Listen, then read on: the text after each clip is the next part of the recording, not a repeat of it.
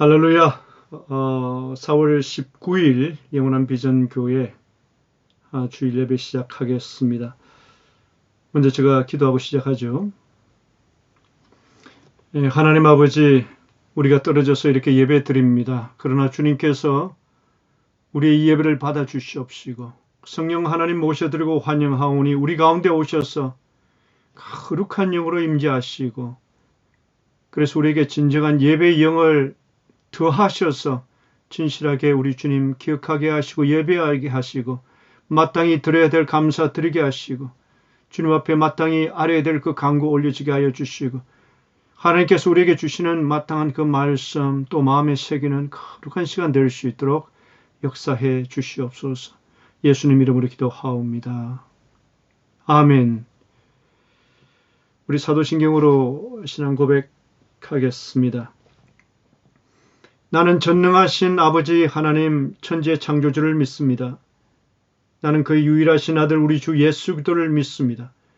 그는 성령으로 잉태되어 동정녀 마리아에게서 나시고 본디오 빌라도에게 고난을 받아 십자가에 못 박혀 죽으시고 장사된 지 사흘 만에 죽은 자 가운데서 다시 살아나셨으며 하늘에 오르시어 전능하신 아버지 하나님 우편에 앉아 계시다가 거기로부터 살아있는 자와 죽은 자를 심판하러 오십니다. 나는 성령을 믿으며 거룩한 공교회와 성도의 교제와 죄를 용서받는 것과 몸의 부활과 영생을 믿습니다. 아멘. 아멘. 오늘 함께 나눌 하나님의 말씀은 출애굽기 20장 16절 한 절 말씀입니다. 출애굽기 20장 16절이요. 제가 읽겠습니다. 내 이웃에 대하여 거짓 증거하지 말라. 내 이웃에 대하여 거짓 증거하지 말라. 오늘 설교 제목은 거짓 증거하지 말라. 십계명 시리즈 제10번째 시간 그리고 제9계명을 다루도록 하겠습니다. 이 제9계명은 의외로 저와 여러분이 숙지해야 되고 명심해야 될 중요한 계명입니다. 여기 나오는 내 이웃에 대하여 거짓 증거하지 말라 했을 때 이 증거라는 표현을 정은 이렇게 바꾸어도 참 합당합니다. 법정의 증인으로 섰을 때 거짓을 말하지 않도록 하라, 이런 뜻입니다. 법정에 피고인이 재판을 받기 위해서 들어와 있습니다. 그리고 증인으로 내가 그 장소에 섰습니다. 그때 그 피고인과 내가 어떤 이해관계가 얽혀 있다든지 아니면 그 사람을 형량을 낮추기 위해서 뇌물을 증인에게 주었다든지 아니면 협박받는 그런 사실이 있다든지 그러면 거짓 증거하기 쉽죠.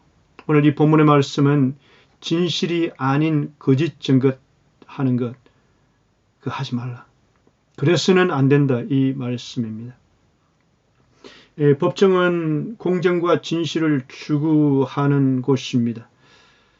우리가 사는 세상은 그렇지만 실제 죄를 범한 사람이, 그래서 형을 언도받아야 되는 사람이 무죄 받기도 하고 반대로 무죄한 그런 사람, 죄 지은 적이 없는 그 사람이 다른 여러 가지 잘못된 사법제도와 거짓 증인을 통해서 중형을 선고받기도 합니다. 하나님의 말씀인 출애굽기 20장 오늘 16절의 말씀은 제9계명을 통해서 이렇게 말씀합니다. 아니다. 그래서는 안 된다. 저는 2달 전에 오클랜드 고등법원에서 배심원으로 참가해달라는 그런 레터를 받았습니다. 뉴질랜드 시민권자이면 배심원 참가 요청을 받았을 때 그것에 법적으로 응하는 의무가 있습니다. 마치 한국 사람들에게 20세 이상의 청년들에게 국방의 의무를 다해야 되는 것처럼 이것이 의무에 해당됩니다. 그래서 정당한 이유 없이 참가하지 않으면 벌금을 물린다고 들었고요. 어떤 사람은 10일간 징역형을 받았다가 또 항소하는 그런 일도 있다고 들었습니다. 왜 이렇게 법률에 비전문가인 이러한 사람을 배심원으로 재판 과정에 참여시키려고 할까요? 오클랜드에서 그 법률 자문을 맡고 있는 한인 변호사 한 분이 올린 글에 보니까 뉴질랜드에서 사법제도의 공정성을 보완하기 위해서 법률 전문가의 판사의 판단에 불완전함이 있을 수 있음을 전제하고서 일반 배심원이 가진 이성과 상식에서 나오는 집단이 내리는 판단을 통해 보충하고자 이런 배심원 제도가 있다는 그렇게 언급한 글을 읽었습니다. 목적이 공정과 진실을 추구하기 위해서 제9계명이 가진 그런 정신이죠. 공정과 진실을 추구하는 것. 저와 여러분이 사는 우리 시대는요, 진실 대신에 피부로 느낄 정도로 거짓이, 가짜가 정말 난무하는 그런 시대입니다. 그리고 가짜뉴스 피해자도 그냥 단순하게 상처받았다 그 정도가 아니고 목숨을 잃을 정도의 그런 피해가 속출하는 것을 봅니다. 인지과학 연구하는 어떤 분의 칼럼을 읽은 적이 있습니다. 그 제목이 왜 가짜 뉴스가 더 잘 퍼지는 걸까? 이런 제목이고요. 그 밑에 있는 한 단락의 소 제목이 진실보다 뛰어난 가짜 정보의 확산성이라 붙이고 그게 아주 흥미로운 내용을 담고 있길래 함께 나누고자 합니다. 글을 좀 인용하면 미국 매사추세츠 공과대학 MIT 슬로안 경영대학원에 쌓이는 RR 연구팀은 300만 명의 트위터 사용자가 2006년부터 2017년까지 공유한 12만 6천 개의 뉴스 항목을 조사했다. 이를 토대로 뉴스 항목을 비교 분석한 결과 진실 뉴스가 가짜 뉴스보다 더 느리게 그리고 더 적은 수의 사람에게 확산되는 경향을 확인했다. 가장 널리 알려진 진실 뉴스라도 1000명 이상에게 퍼지는 경우는 거의 없는 반면 가장 드물게 알려진 가짜 뉴스라도 1000명에서 10만 명 이상에게 전파됐다. 가짜 뉴스가 1500명에게 퍼지는 속도는 진실보다 6배나 더 빨랐다. 잠시 한번 주목해 보십시오. 가짜 뉴스가 1500명에게 퍼지는 속도는 진실을 담은 뉴스보다 6배나 빨랐다고 합니다. 계속 읽어보겠습니다. 또 트위터에서 누군가가 메시지를 자기 계정의 다른 사용자에게 전달하는 리트윗 확률은 가짜 뉴스가 진실 뉴스보다 70%나 높았다. 그러면서 조금 진행된 가운데 이렇게 묻습니다. 왜 우리는 가짜 뉴스에 더 끌릴까? 진실 뉴스에는 없지만 가짜 뉴스에는 있는 특징은 무엇일까? 바로 새로움과 놀라움이다. 예상치 못한 현상이나 대상을 볼 때 느끼는 감정이 사람들의 주의를 끌어 확산을 부추긴다. 이 제9계명은 디지털 시대를 사는 우리가 각별히 주의를 기울여야 할 그런 계명입니다. 사실 저와 여러분은 상당히 무서운 사회에 살고 있습니다. 우리를 둘러싸고 있는 이 환경이 피부로 느낄 정도로 뭔가가 일어나고 있습니다. 자, 그렇다면 이 질문을 해야 돼요. 왜 거짓 증거를 하는가?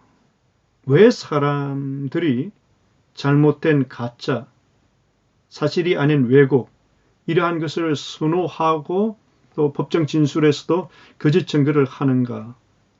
자기 보호 때문입니다. 자기를 보호하기 위해서예요.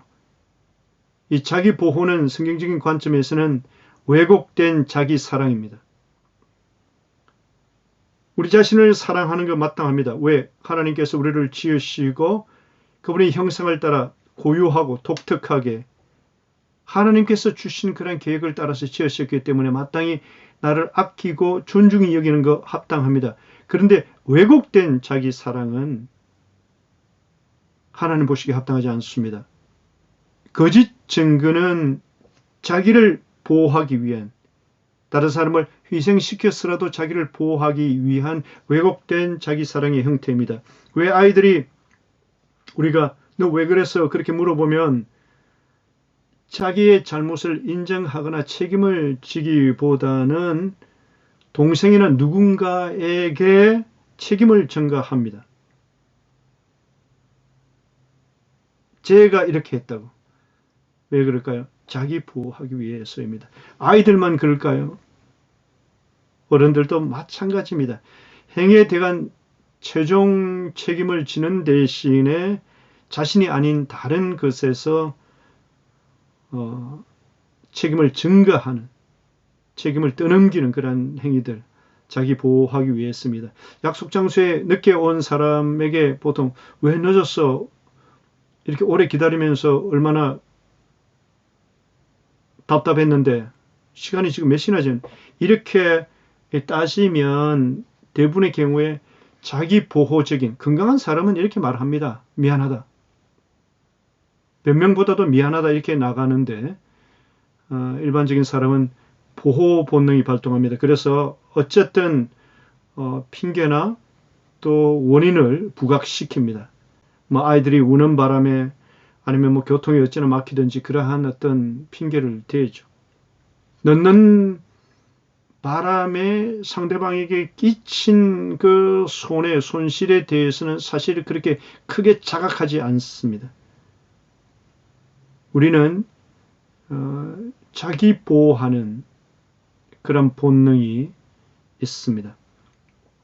믿음의 사람 아브라함에게도 아내를 누이라 했던 그 거짓말 또한 자기 보호에서 나온 것이고요. 하나님의 마음에 합한 사람이라 했던 다윗조차도 자기 보호를 위해서 거짓 증거를 함으로써 사무엘상 21장에 보면은 노베에 있는 제사장들이 나중에 곤란하게 합니다. 이 곤란한 정도가 아니라 85명의 제사장들이 죽임을 당하는 데까지 이어집니다. 흥미롭게도 성경에는 최초의 어떤 범죄 현장에 거짓말이 등장해요. 우리가 잘 아는 대로 창세기 3장 4절에 보면은 뱀이 여자에게 이르되 너희가 결코 죽지 아니하리라. 거짓말이 등장합니다. 속임이 등장합니다. 거짓 증언이 등장합니다. 우리 성경의 마지막 책 요한계시록 22장에도 보면 요한계시록 22장이 성경의 마지막 챕터입니다. 그게 15절에 개들과 점술가들과 음행하는 자들과 살인자들과 우상숭배자들과 및 거짓말을 좋아하며 지어내는 자는 다 성 밖에 있으리라.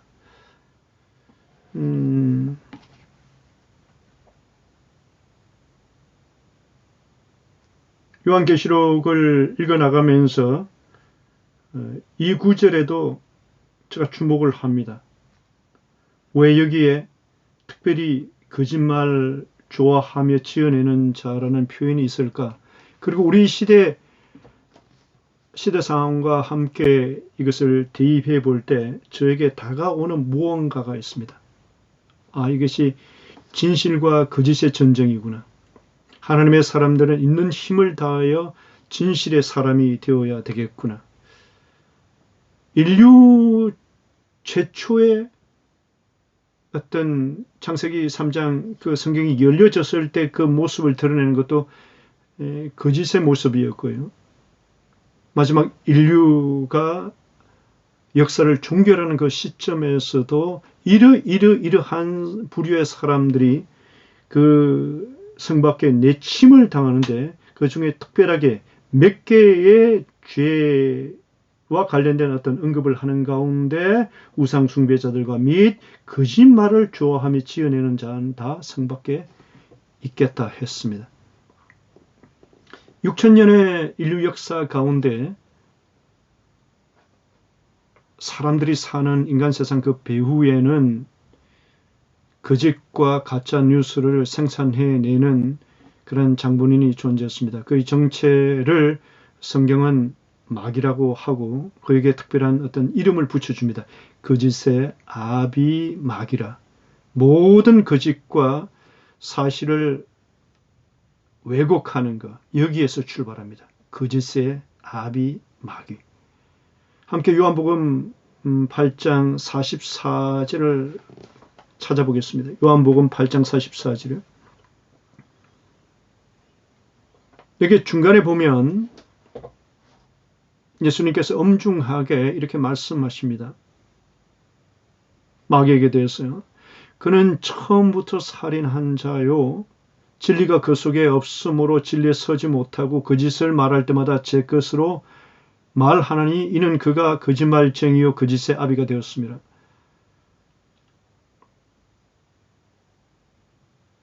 마귀는 진리가 그 안에 없대요. 그래서 진리에 서지 못하고 진리를 갖다 대면은 무너지는 존재라는 것이고요. 거짓을 말할 때마다 제 것으로 말하나니 이것이 어떤 뜻일까요? 거짓을 말할 때마다 제 것으로 말하노니. 제가 가지고 있는 HCSB 영어 성경에는 When he tells a lie, he speaks from his own nature 그렇게 되어 있어요. 마귀가 거짓을 말할 때마다 그의 본성에서 나온 대로 말한다는 거예요. 본성에서 나온 대로 말하기 때문에 마귀가 거짓을 말하는 것은 애써서 하지 않습니다. 그냥 자연스럽게 입을 열면 거짓이 나오는 거예요. 진리에 서지 못하고 거짓을 말할 때마다 제 것으로 말하노니 이는 그가 거짓말쟁이요 거짓의 아비가 되었습니다. 마귀는 진실의 편에 선 적이 없습니다. 진실을 견딜 수 없어 하는 존재예요. 그래서 그의 본성 그 자체가 거짓밖에 없기 때문에 거짓말하는 것이 그의 캐릭터이고 본성이기 때문에 마귀가 견딜 수 없어 하는 게 있습니다. 이것을 마귀는 견디지 못합니다. 그것이 진실이에요.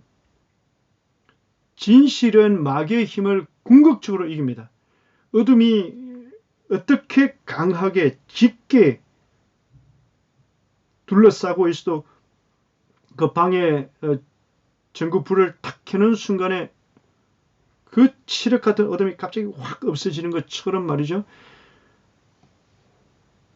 하나님의 진실, 하나님의 진리, 진리의 사람, 진실은 이 마귀를 물러가게 하고 견딜 수 없게 하게 하고 공존할 수 없게 만듭니다. 성경에서는 이 에덴 동산에서부터 하나님을 불신하도록 이간하기 위해 거짓을 동원했던 이 마귀에 대해서 성경에는 5개의 별명을 부여합니다. 이름을 부여해요. 각자 그 이름 자체가 가지고 있는 어떤 특징들이 있는데 요한계시록 12장 9절에 보면 요한계시록 12장 9절이요. 그의 정체를 5개의 별명을 통해서 드러내는데 이것은 우리가 주목해 볼 필요가 있습니다. 큰 용이 내쫓기니 옛뱀 곧 마귀라고도 하고 사탄이라고도 하며 온 천하를 꾀하는 자라. 큰 용이 내어 쫓기니 사악함의 어떤 상징이고요. 옛뱀 창세기 3장의 모습을 드러냈던 그 옛뱀 곧 마귀라고도 하고 사탄이라고도 하며, 네, 그가 가지고 있는 속성이 천하를 꾀하는 자라, 온 천하를 꾀하는 자라, 거짓말로 온 천하, 온 세상을 거짓말과 속임 가운데 가두려 했던 자라는 거죠. The deceiver of the world, deceiver of the whole world. 그러니까 전 세계를 기만과 거짓 가운데 가두려고 했던 자, 이런 뜻이에요. 큰 용이 내어 쫓기니 옛뱀 곧 마귀라고도 하고 사탄이라고도 하며 곧 온 천하를 꾀는 자라. 만약에 저와 여러분이 제9계명 이것을 심각하게 여기지 아니하고 이 시대 정신이 흘러가는 대로 거짓에 동조하고 가짜에 동조하고, 그래서 거짓 증거를 통해서 어떤 다른 사람을 억압한다든지 자기를 보호하기 위해서 다른 사람을 곤란하게 만드는 이 행위 자체는요, 온 천하를 꾀는 거짓말로 속이는 이 존재인 큰 용, 옛뱀, 마귀, 사탄, 이 존재와 협력하는 거예요. 초대교회 제자들이 주의 영으로 충만해서 좋은 시민으로, 좋은 부모로, 법을 지키는 그런 하나의 백성으로, 준법적인 정신도 강했고, 집에서는 좋은 아빠, 엄마, 자식, 형제, 어찌 보면 모범 시민이었어요. 그때 헬라 세계에 어떤 가정에서 볼 수도 없는 그런 아름다운 모습을 가진, 왜냐하면 주의 영의 지배를 받아서 주님께서 인도하심에 민감했기 때문에 그러한 거룩한 삶이 가능했겠죠.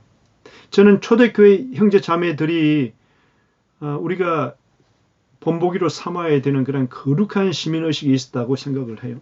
자, 그런데 이 초대교회 제자들이 받았던 대접은 정반대입니다. 가장 훌륭하고 모범이 되는 그 시민, 아버지, 엄마, 자식으로서 보여줄 수 있는 최고의 모범이 되는 그들에게 사회는 누군가의 작업을 통해서 사실 왜곡이 일어났습니다. 배후의 역사는 이 마귀, 거짓의 아비가 사실을 왜곡함으로 말미암아 예수 믿는 성령 충만한 이들의 행위 하나하나를 거짓 증언으로 코너에 몰아갔습니다. 예를 들어서 그리스도인들이 모여서 하는 그 성찬식 있잖아요. 거기는 뭐가 등장합니까? 그리스도의 살과 피를 상징하는 포도잔 그리고 빵을 떼는 그런 의식이 있죠. 근데 우리가 표현을 쓴단 말이에요. 우리가 그리스도의 피를 마시고 그리스도의 살을 먹고, 이 표현을. 거짓의 아비인 마귀는 이 사실을 어떻게 왜곡했을까요? 예수 믿는 그리스도인 저들은 인육, 사람의 살을 먹는 카니발, 이러한 것을 행하는 자들이다. 인육을 먹는 자들이다. 사람의 살을 먹는 그런 천륜을 범하는 그런 자들이다. 이런 거짓이 돌았고요. 형제 자매라는 호칭을 이제 우리가 사랑 가운데 거룩한 키스로 인사하고 형제 자매라 부르고, 이제 이것은 어떤 가짜뉴스로 그때 당시에 도는가 하면, 형제 자매라는 호칭이 이집트에서는 성관계 파트너를 지칭할 때 쓰는 용어였다. 저들이 형제 자매 사이에 이런 용어를 쓰는 것을 보니 근친상간 집단이다. 사실간에 얼마나 왜곡된 그러한 내용입니까? 또 그리스도께서 만왕의 왕 또는 하나님 나라, 이런 표현을 쓰는 것에 대해서 또 사실을 왜곡하는 거짓 증언을 합니다. 뭐라고요? 저것들은 국가, 정부, 그러한 제도를 부정하는 집단이라고요. 자, 예수 믿는 사람들은 무신론자 집단으로 또 매도당했습니다. 왜요? 절대자를 믿는다고 하면서 그런데 집에 가보면 신상이 없어요. 내가 신을 믿는다면, 절대자를 믿는다면 뭔가 보이는 신상을 통해서 예배하고 그 앞에 엎드려야 되는데 그것이 없는 상태로 절대자를 믿는다, 하나님을 섬긴다, 예배한다 이렇게 말을 하니까 무신론자 집단이라고 사실을 왜곡하면서 거짓 증거했던 거죠. 이런 거짓의 아비 마귀의 역사가 우리 시대를 거짓과 가짜 뉴스로 물들이고 있다는, 가득 채우고 있다는 이 사실에 저와 여러분은 경각심을 가져야 됩니다. 영원한 비전교회 식구들 가운데 여러분들이 뉴스 매체를 접하면서 기독교 유튜브이기 때문에, 아니면 진행자가 목사이기 때문에 모든 것이 진실할 것이라고 믿습니까? 얼마나 분별력이 많이 필요한지 아세요? 얼마나 큰 전쟁이 일어나는지 아세요?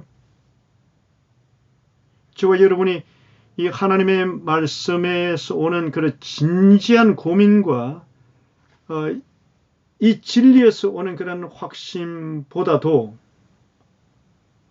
내가 스스로는 성경을 보고 연구하고 또 찾아보고 묵상하고 기도하고 하는 시간에는 어떤 노력이 필요하고 시간이 필요하고 에너지가 필요하고 의지가 필요하고 계획이 필요하기 때문에 누군가가 만들어 놓은 밥,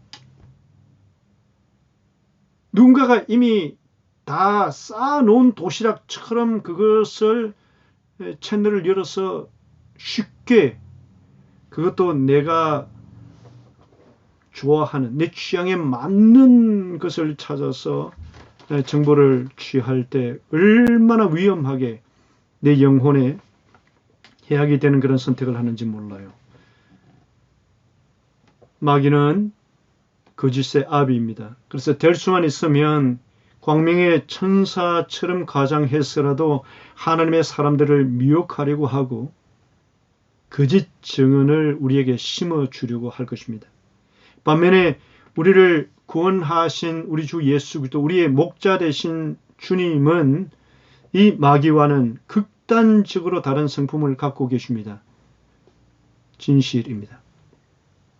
예수님은 진실 자체입니다. 진리 자체입니다. 그래서 이분을 알아가는 것이에요.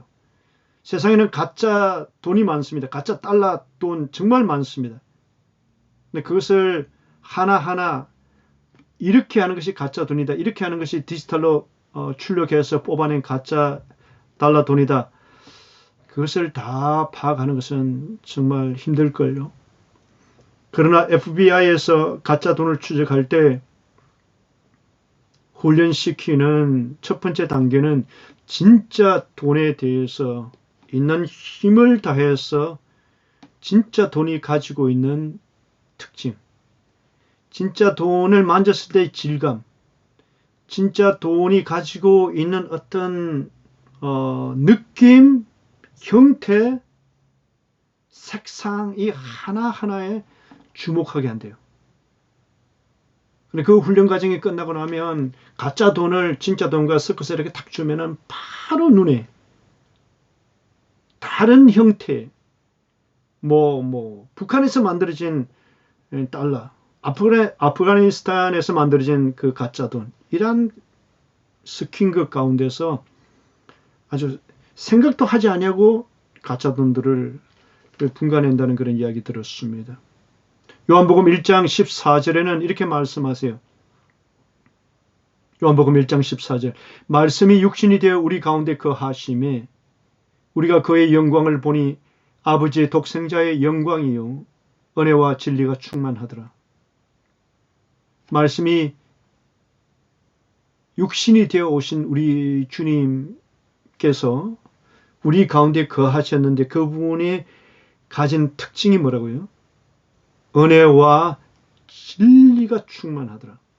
그 반면에 마귀는 거짓으로 충만했어요. 그래서 우리가 이 주님을 알아가는 거예요. 거짓의 아비 마귀와는 절대적으로 다른 속성을 가지신 이 주님의 내면, 이 주님과 관련된 사실들을 우리가 깊이 알아가는 거죠. 그분의 캐릭터 자체가 진실이시기 때문에요. 그러므로 저와 여러분은 진실 가운데 서 계신 이 주님을 알아가는 가운데 진실을 말하는 사람을 좋아하시는 이 주님을 확신해야 돼요. 자, 이제 이 말씀을 우리 삶 가운데 실제적인 적용을 하면서 마지막 권면을 하고 말씀을 맺으려 합니다. 저와 여러분은 어쩔 수 없이 한민족 핏줄을 이어받은 사람들이에요. 이곳에 살고 있지만 키위 문화를 존중하고 키위 사회 가운데 우리가 뿌리 내리고 있지만 어쩔 수 없이 저와 여러분은 한민족 핏줄을 받은 그러한 정서를 가지고 있는 이들입니다. 그래서 우리 가운데 우리 자녀들 글쎄요 그들이 가지고 있는 문화 코드라든지 정서는 조금 더 다르겠지요. 그러나 영원한 비전 교회를 구성하고 있는 저와 여러분들을 지배하고 우리 가운데 흐르는 정서는 한국인들을 지배하고 있는 그 정서, 문화적인 코드예요. 그 가운데 중요한 키워드 하나가 체면이라는 문화 코드예요. 이 체면이라는 문화 코드를 가지고 있는 민족은요, 거짓말을 많이 할 가능성이 있습니다. 체면을 유지해야 되기 때문에. 체면을 위해서는 다른 사람을 희생시켜서라도 거짓 증거를 쉽게 하는 민족이에요. 사실을 왜곡해서라도 내 체면, 내 자존심을 지켜야 되고 그 자존심이 구겨지는 것이 힘들어요. 그래서 제9계명을 거짓 증거하지 말라라고 하는 이 명령에서 파생된 적용을 우리가 시도해 볼 때 저는 여러분들에게 법정에서 피고인이 나와 가까운 사람이기 때문에 또 내가 뇌물을 받아서 거짓 증거하는 것 그것은 답이 나오기 때문에 말할 필요도 없고요. 배신하는 것 잘못됐다는 건 말할 필요도 없고요. 다른 사람을 뻔뻔하게 거짓말로 참소해서 그 사람을 몰락시키는 거 너무도 명백하기 때문에 그것은 제가 다루지 않겠습니다. 스님께서 그것을 당연히 잘못됐다고 말씀하겠죠. 그러나 이 두 가지 사실 어떤 측면도 주님의 마음을 아프게 하는 것이구나. 그리고 제9계명을 깨트리는 거짓 증거하지 말라는 그 범주에 들어가는구나 라고 이해해 주시면 좋겠습니다. 첫째는 험담하는 것입니다. 험담하는 것. 사실이 아닌 것으로 남을 깎아내리는 거예요. 거짓 증거의 한 형태입니다. 험담은 영어로 slander라고 하는 이 험담이란 단어는요, 표현은 상대방, 당사자가 없는 상태에서 그를 거짓된 사실로 깎아내리는 거예요. 배후에는 마귀의 부추김하는 작업이 있을 가능성이 아주 큽니다. 사탄은 하나님 앞에서 사람을 참소해요. 욥기 같은 데 보면 하나님 앞에서 욥을 참소하죠. 욥이 까닭없이 하나님을 경외하겠습니까? 라고 참소합니다. 험담합니다. 깎아내립니다. 뿐만 아니라 사람에게 하나님을 참소합니다. 하나님을 험담합니다. 창세기 아까 언급했던 그 구절에 보면 사탄이 등장합니다. 마귀가 그곳에 등장해서 하와에게 뭐라고 그럽니까? 너희가 그것을 먹으면 하나님과 같이 될 줄 거짓 증거예요. 그것을 먹으면 죽으리라고 했지 하나님과 같이 될 것을 약속하지 않았어요. 죽지 아니하리라 그렇게 하지 않았어요. 뿐만 아니라 사탄은 우리 삶 가운데서 사람에게 다른 사람을 참소하는 그런 작업을 합니다. 흠담이라는 행위를 통해서 사람을 하나님의 형상이 새겨진 그 사람을 참소합니다. 깎아내리는 이 행의 이면에는 시기, 질투, 비교식이란 것이 있습니다. 자, 깎아내리는 이 방식에는 보통 이러한 식으로 일어납니다. 그래서 이러한 어떤 뭔가가 진행될 때 여러분은 이거 흠담이 해당되는 것이고 사실 왜곡에 해당되는 것이고 깎아내리는 것인데 제9계명을 깨트리는 것이며 하나님이 기뻐하지 않으신다라고 마음에 정리해 놓으시고 그 상황을 봐주시기 바랍니다. 다른 사람을 어떻게 우리가 깎아내리는가? 이런 식으로요. 강조를 통해서 부분적인 어떤 것을 선택적으로 강조함으로써 깎아내립니다. 예를 들어서 좋은 점이 많아요. 그것은 언급 안 합니다. 좋은 점이 많지만 어떤 사람에 대해서 정황이나 동기나 그 사람이 그 행위를 했을 때 그 내막이나 사정에 대해서는 이야기하지 않습니다. 충분한 그런 이유가 있었고 참작할 만한 그런 뭔가가 있었는데 그는 이야기하지 않습니다. 자기가 강조하는 그 부분만 집어서 확 올립니다. 그러면 그 듣는 사람이 지금 이야기 내용에 당사자인 바로 그 사람에 대해서 안 좋은 시각이 마련되죠. 그것이 흠담하는 방식이에요. 마귀가 원하는 방식입니다. 그 다음에 깎아내리는 방식에는 암시하는 방식이 있습니다. 넌지시 던지는 거죠. 내가 거기서 봤다니까? 거기 있었다는 것은 뭐겠어? 진실이 아닐 수가 있습니다. 그러나 넌지시 암시해요. 넌지시 던짐으로써 상대방으로 하여금 이 당사자를 공경에 몰아넣습니다. 깎아내리는 방식 가운데 침묵하는 방식이 있습니다. 아니 내가 침묵하는데 다른 사람을 험담하는 그 실수가 있나 이렇게 말할 수가 있지만 이런 경우입니다. 특별히 나와 별로 달갑게 여기지 않는 어찌 보면은 싫어하는 관계에 있는 그 사람에 대해서 지금 이야기가 진행되고 있습니다. 어떤 사람이 지금 나와 실현 관계에 있는 A라는 사람에 대해서 뭔가를 말하는데 묘사하는 내용 족족 전부 다 틀린 내용이에요. 내가 알고 있기는 그게 사실이 아니에요. 근데 나는 침묵합니다. 그건 아닌 것 같은데. 그건 아니야. 그건 잘못된 거야. 라고 말해주지 않습니다. 왜요? 나와 실현 관계에 있거든요.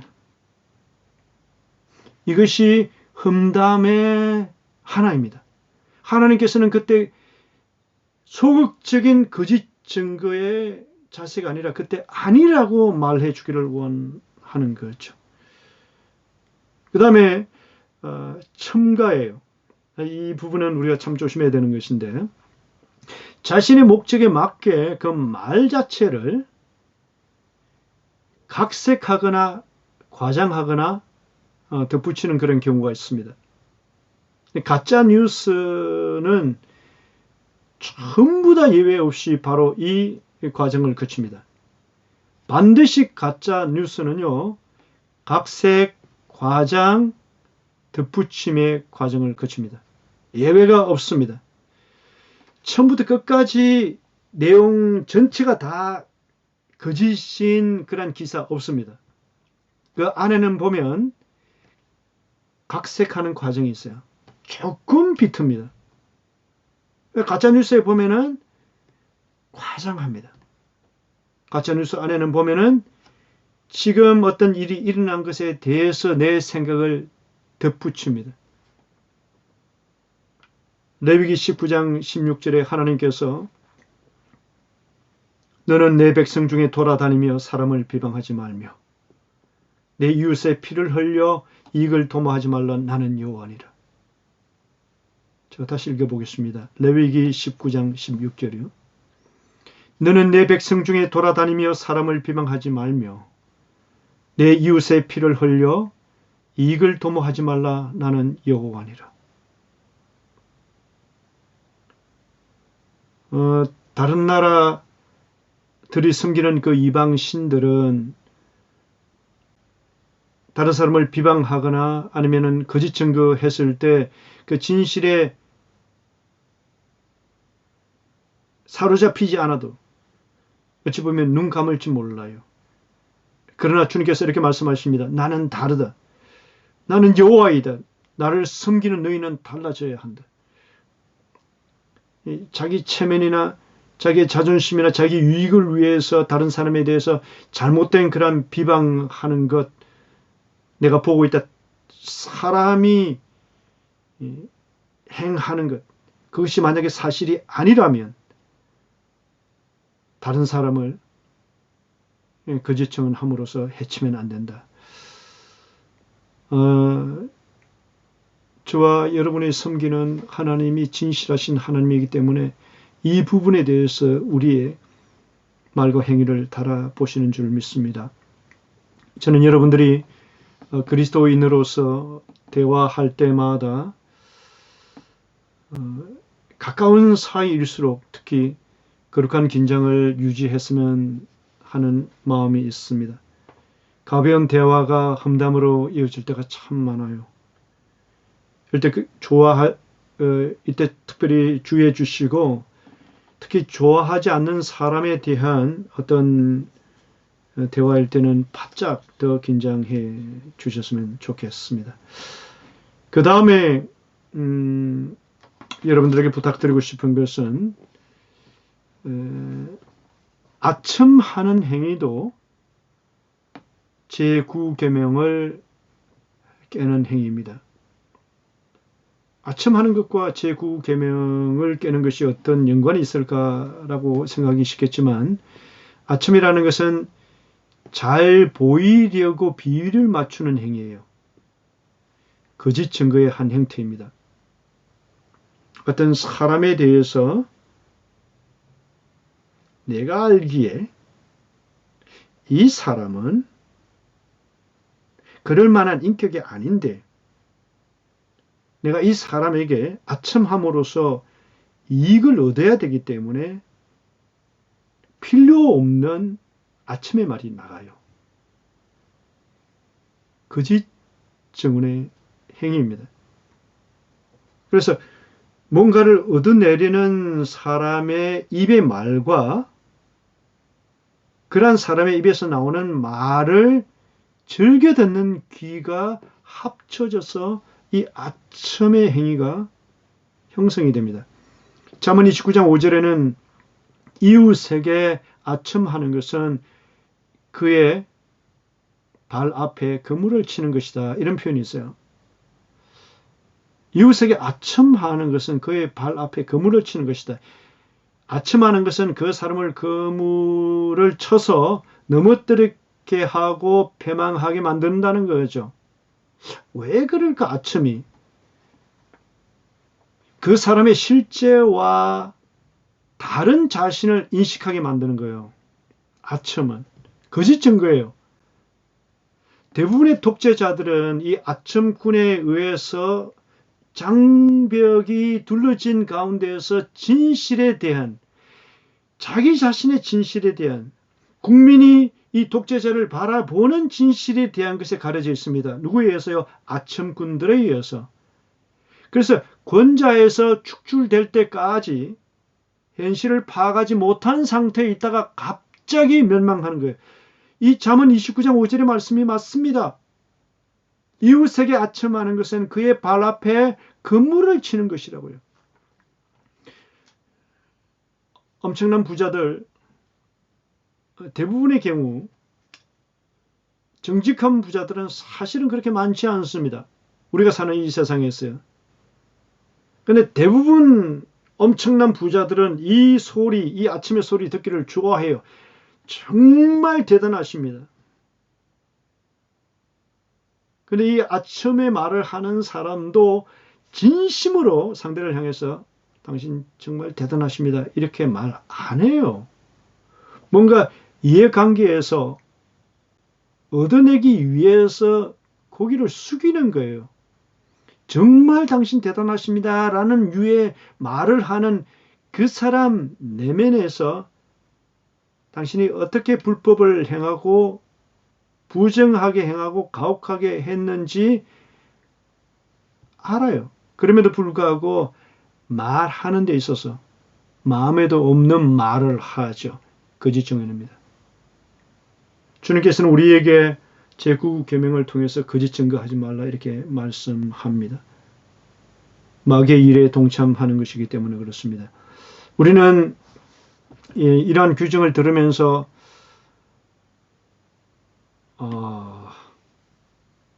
설마 아첨하는 이런 말과 행위 자체가 마귀의 그 어떤 일, 그게 동참한다. 이건 좀 너무 나간 거 아닌가. 그렇지만 맞습니다. 하나님께서 우리에게 주신 것은 진실 가운데 걸어가는 것입니다. 제가 말씀을 맺겠습니다. 마지막 때 거짓의 아비 마귀는 직접적으로 인류 역사 가운데 깊이 개입할 겁니다. 그래서 마태복음 24장에 보면은 제자들이 예수께 묻습니다. 주님의 임하심과 세상 마지막 때에는 어떤 징조가 있겠습니까? 라고 물었을 때 예수님의 첫 말씀이 24장 4절에 보면 예수께서 대답하여 이르시되 너희가 미혹을 받지 않도록 하라. 미혹이란 말을 썼습니다. 거짓을 통해서 속임을 당하는 것이죠. 미혹, 영어로요. deception, 속임을 당한다는 거예요. 엄청난 분량의 거짓과 가짜가 세상을 덮을 것입니다. 저는 이미 우리 세대가 이러한 때에 발을 들어놓지 않았나 그런 생각을 해봅니다. 자, 그렇다면 그리스도인은 무엇을 어떻게 준비해야 할까요? 디모데전서 4장 1절에서 2절의 사도 바울은 이렇게 고백합니다. 그러나 성령이 밝히 말씀하시기를 후일에 어떤 사람들이 믿음에서 떠나 미혹하는 영과 귀신의 가르침을 따르리라 하셨으니 자기 양심이 화인을 맞아서 외식함으로 거짓말하는 자들이라. 무서운 내용입니다. 믿음에서 떠나요. 미혹하는 영과 귀신의 가르침을 따르리라 하셨으니 자기 양심이 화인을 맞아서 외식함으로 거짓말하는 자들이래. 여기 미혹, 양심의 화인, 위선, 거짓말, 이것이 갑작스럽게 이러한 부류의 사람으로 전락하는 것일까요? 아닙니다. 우리가 제9 계명을 소홀히 여기고 예를 들어서 아첨하는 것, 또는 아까 처음에 이야기했던 험담하는 것, 손해되니까 내 자기 보호 깨어지니까 상처받으니까 그것을 위해서 다른 사람을 말로 희생시키는 것, 그거 하나하나가 발전해서 성령께서 그러지 말라고 했을 때 그 음성에 귀 기울이는 대신에 습관적으로 서서히 진행되어 왔기 때문에 어느 순간 믿음에서 떠나 미혹하는 영과 귀신의 가르침을 따르는, 그래서 자기 양심이 화인을 맞아서 외식함으로 거짓말하는 지경에 이르는 수가 있다는 거죠. 거짓의 편에 서서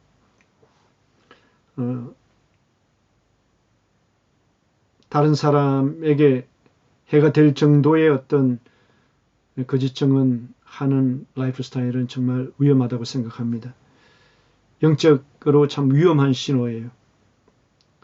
믿음의 길에서 떠나서 완전 미혹의 단계에 들어갈 수도 있는 그러한 위험입니다.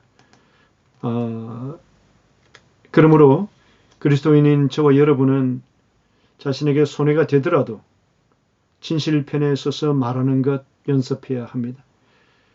왜냐하면 진실이신 그리스도께서 진실한 사람을 사용하실 것이기 때문에 그렇습니다. 기도하겠습니다.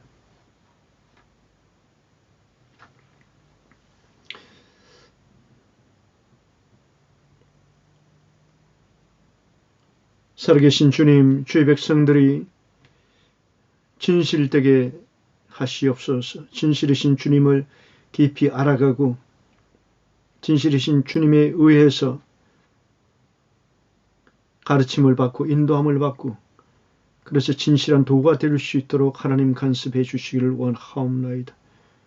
손해가 되기 때문에 내 자신이 불이익을 당하기 때문에 거짓 증인의 편에 서는 것이 아니라 하나님께서 기뻐하시는 선택을 하고 기뻐하시는 그 길을 걸어갈 수 있도록 인도해 주십시오. 예수님 이름으로 기도하옵니다. 아멘.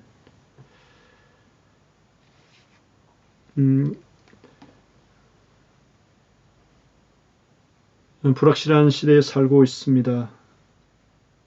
빨리 코로나 바이러스 사태가 종식되어서 함께 얼굴 보면서 예배드리는 그런 시간 빨리 왔으면 좋겠습니다.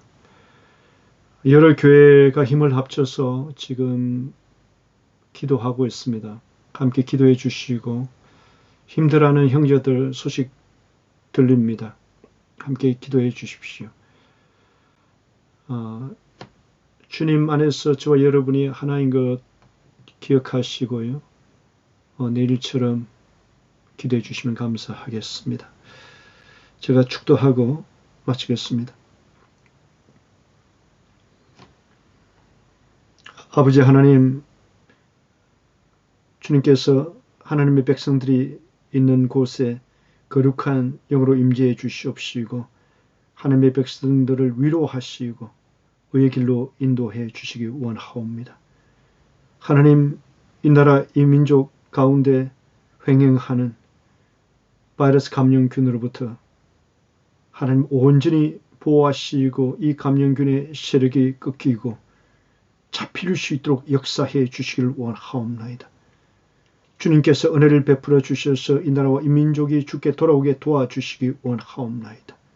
하나님의 교회가 정결하게 도와주시옵시고 주님께서 주시는 그러한 지혜와 계시의 영에 사로잡혀서 주님을 깊이 알아가서 내 주님을 잘 표현하는 그런 공동체에 지체되게 하여 주시옵소서. 지금은 우리 주 예수 그리스도의 은혜와 하나님 아버지의 그 거신 사랑하심과 성령님의 역사 교통하심이 예배드린 하나님의 사람들 가정 위에 생애 위에 영원토록 함께 계실지어다. 아멘. 주님의 이름으로 축복합니다. 승리하십시오.